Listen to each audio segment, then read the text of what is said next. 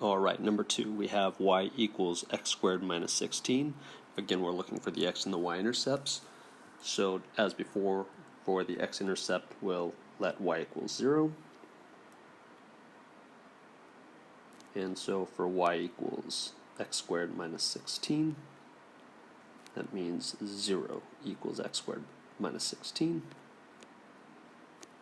And we're going to try to solve for x here. So let's bring the 16 over the other side by adding 16 to both sides. Alright, and since this is a quadratic here, we're going to have two answers, right? We're going to have x equaling positive and negative 4, because 4 squared is 16, and negative 4 times negative 4 is also 16. Alright, so I'm going to say plus or minus 4 equals x. And therefore, we've got a 4, 0 for an x-intercept and a negative 4, 0. Those are our two x-intercepts. Alright, remember, 4 steps minimum. All right, and for the y-intercept, we're going to let x equal 0. And so for y equals x squared minus 16, we'll have y equaling 0 squared minus 16.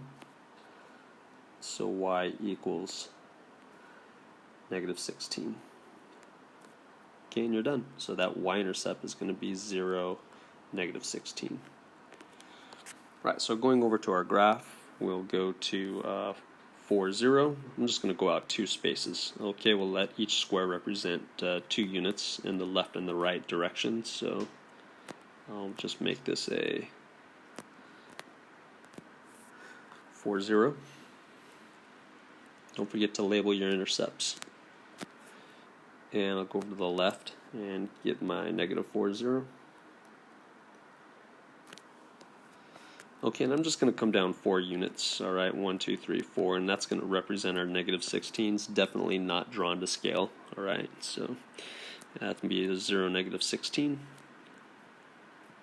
And this being a quadratic, right, the x squared, that means this is going to be a parabola, right, from Algebra 1, alright, so this is going to just kind of come down like this, swoop down, come back up, the other side, and there's your graph. And those are your intercepts labeled. All right, let's move on to number 3.